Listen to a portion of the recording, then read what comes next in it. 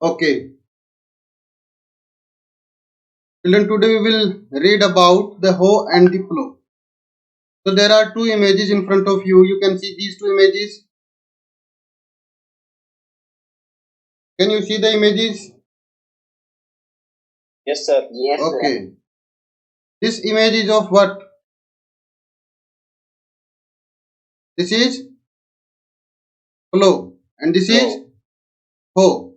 So we will read about the hoe and the plow. So the plow symbolizes a community of the rural Bengal of that time, and that is the Santhal community. Santhals are the tribal people who are found in the central India, and Santhal community was known for the use of its plow. And the Pahadia, about whom we discussed in the last class also, they used to live in the hills of Rajmahal, and they were also the tribal people. They used to be dependent upon the forest for their livelihood, and they were engaged in the shifting agriculture. What kind of agriculture they used to do? Tell me. What kind of agriculture they used to do? Shifting. Shifting. What has to be done in the shifting agriculture? Generally, what is done in the shifting agriculture? They move from one place to another place. After a short period of time of cultivation at one place, when the soil loses its fertility, they move to the new patch of the land in the forest. They again repeat the same process. They clear the forest, they burn the forest, and they do agriculture for a while, for some years. And when the soil starts losing fertility, they move to another land where they repeat the same kind of process. So generally the Pahadia used to live in the hilly area, and there are stones and rubbles in the hilly land. So the plow is not suitable for that area. Is it suitable for that area? Plow cannot be used in the hilly areas. So for that reason, they started using what? Hoe. So hoe was the main agricultural tool of the Pahadia community who used to live in the Rajmahal hills. So then the struggle started between the hoe and the plow. We discussed that how Pahadia's life was changed because of the arrival of the Britishers in the hills of Rajmahal. Had we discussed about it in the last chapter? Ambrose, did we discuss about the Pahadia's lifestyle, how it got changed after the arrival of the Britishers?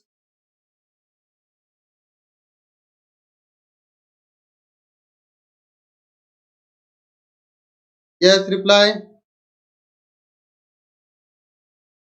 Are you able Yes, sir. to?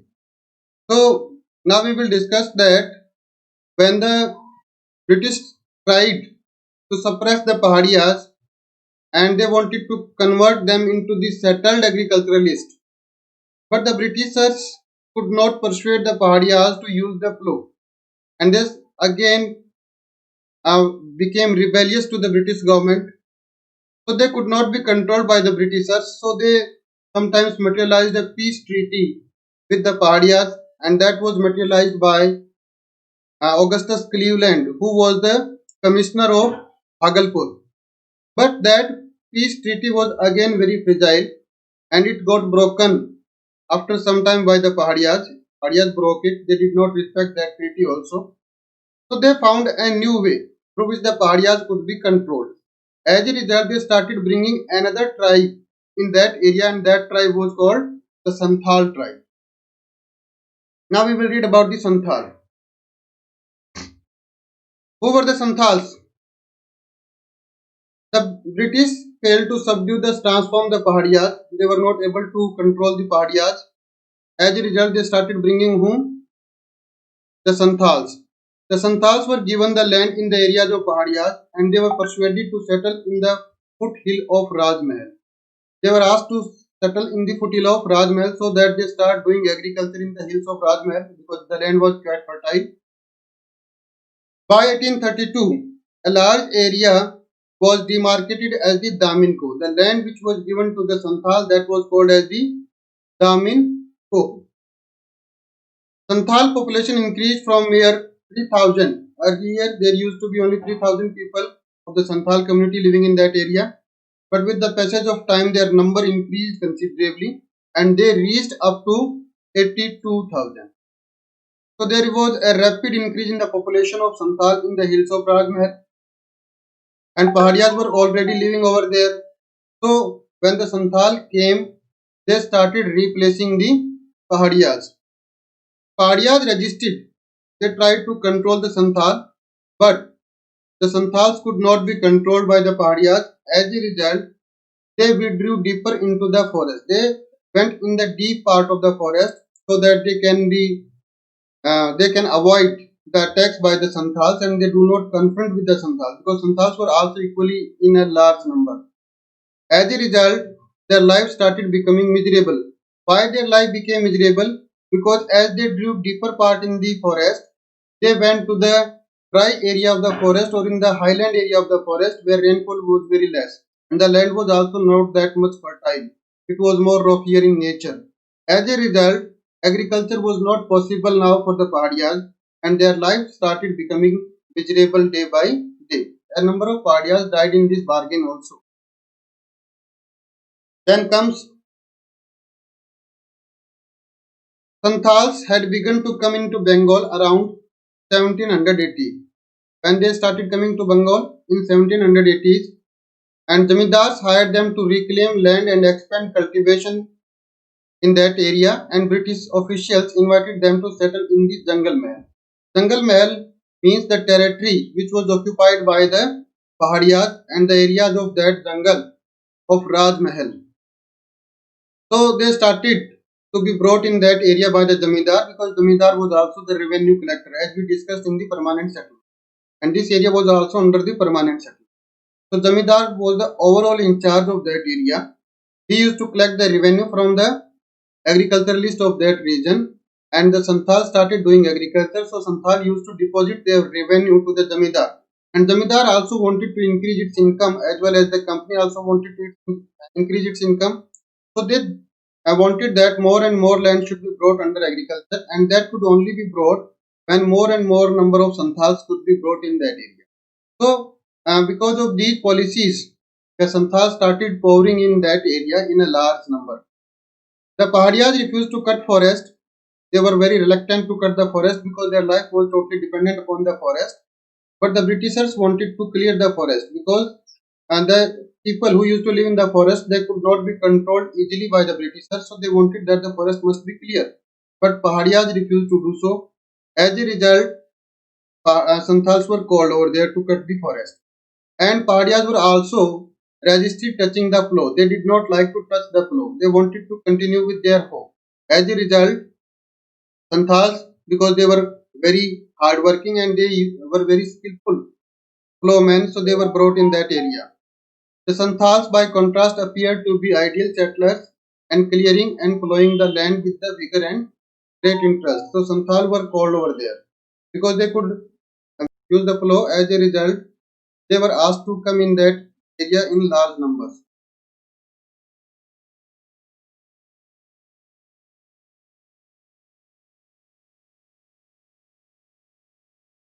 Now, the Santhal settled in that area. They were very hardworking. They did their level best to convert the forest land into the agricultural land, and their income also increased. But suddenly there was a twist in the tale. There was a change in their life, and that change was this, that the land which they cleared for the use of agriculture, now it was slipping from their hands. Why the land was slipping from the hands of the Santhal? What could be the reason? Can you tell me? What could be the reason that the land was slipping away from the hands of the Santhal? What could be the reason? Anyone among you who can tell me? Because Santhals became more and more indebted. They used to take loan from the moneylender to continue their agricultural work, and other uh, necessities of home was also meet out with the loan which they used to take from the money. Can you listen me? Yes, Okay. sir. The state was levying heavy taxes. 3 degree आपको? Okay. State was levying heavy taxes from the Santals because as we discussed that in the permanent settlement, high taxes were imposed upon the Zamindar, and Zamindar wanted to take that tax from the peasants. So peasants were having a heavy burden of the taxes, and to meet out that high tax demand, they used to take money from the moneylender. So taxes could be paid only by taking loan from the moneylender. And with the passage of time, they became more and more indebted and they were buried under the debt trap. So that made their life miserable. And when they were not able to pay the loan, the land was taken by the moneylender, and generally the moneylender used to be the zamindar. So the land was again taken back by the zamindar. So the land which was cleared by the Santhal people with a lot of hard work and effort, now it was slipping away from their hand and it was going in the hands of the moneylender as well as the zamindar and the company. As a result, Santhal rebelled against the zamindar because zamindar was also a moneylender. So the land was taken away by him.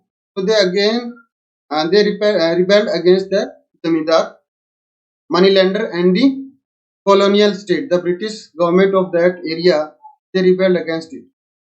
The Santhal Pargana was created, but their revolt was crushed brutally by the government because the Santhals were fighting against the British forces with their traditional weapon, and their traditional weapons were generally bow and arrow and other things which they used to um, make use of these things in from the ancient time.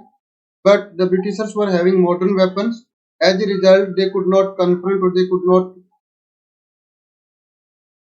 confront with the British with that power, and they generally were crushed by the British forces. The Santhal Pargana was created, but now they were very difficult to repress, and the British also took care of the Santhals. So a land which was demarcated for the Santhal, and that land was called as the Santhal Pargana, and it was of 55 square miles. So a land was demarcated entirely for the Santhal, and some special laws were given to that land so that nobody can interfere in the life of the Santhal. Some relaxations were also given them later on after the revolt of the Santhals because British wanted that they should continue doing agriculture in that area, and if the rebellious leaders would be there and the revolt would be continued, then their revenue will also be not coming from that area. So they created a land and that was called as the Santhal Pargana. A district was created for the Santhal and it was of 55 square miles where Santhals could only settle, they could only do the agriculture. Some special laws were imposed for the Santhal, who was given a some special status in that land, that area. The rebellion was crushed and the rebellious leaders were captured, they were crushed and they were picked up and their villages were also set on fire. So they pressed the rebellious Santhals with a lot of brutality. One Santhal leader is Sidhu Maji. You can see it from the image also. Now you can see from the image that this is the image of the Santhals and they are fighting against the British army with the traditional weapon. And as a result, they were killed in large number. They were pressed very brutally by the British forces because they were having modern weapons. They were having guns, but they were fighting with the bow and arrows and spears. So this is also an image which was published at that time in the English newspaper of London, that is London News, and it was published in the news on 23rd February 1856.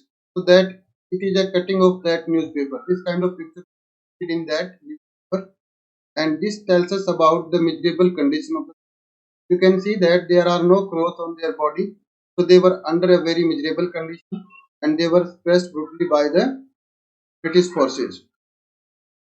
This is another picture which tells us about how the Santals villages were set on fire by the British. So you can see that a smoke is rising up from these areas, and these used to be the Santhal villages, and they were set on fire by the government forces. And as a result, Santhals migrated from that area to some new areas.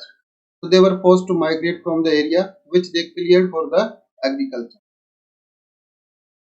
This is another image about the revolt of Santhal. Here you can see that finally the Santhals were defeated and now they were imprisoned by the Britishers and they were put into in the chains. They were chained together. And even the injured Santhals were also taken on their shoulder. These are the Santhals, and dead and injured Santhals were also taken by them. And on the horses there are British commanders. And you can see that this is a British commander who is also smoking hookah. It means the Britishers also adopted a number of traditions which there used to be in India. Now the accounts of Buchanan. We discussed about the Buchanan in the last class. Yes or not?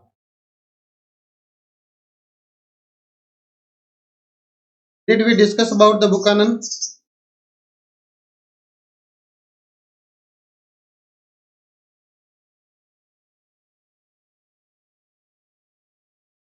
Francis Buchanan, who was a British who conducted a survey in the territory of Raj Mahal Hill.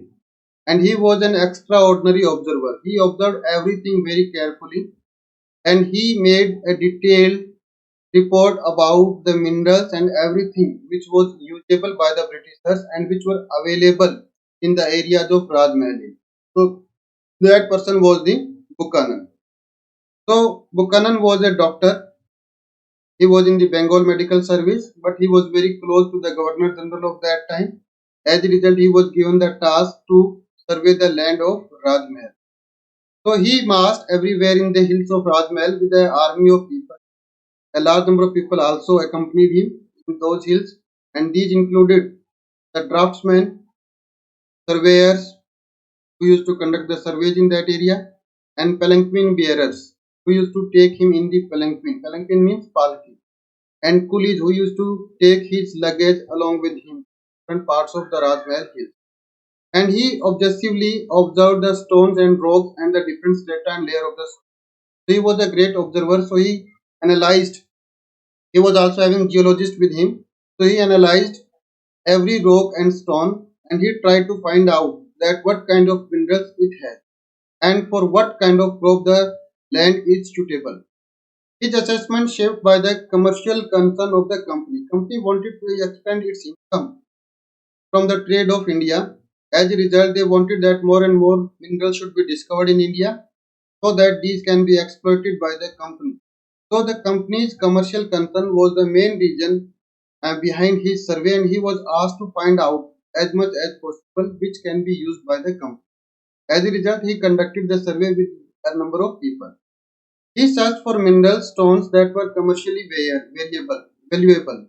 He recorded all signs of iron because this is area which is full of iron, ore, and mica, granite, as well as the saltpeter. Saltpeter is a mineral which is used for making gunpowder.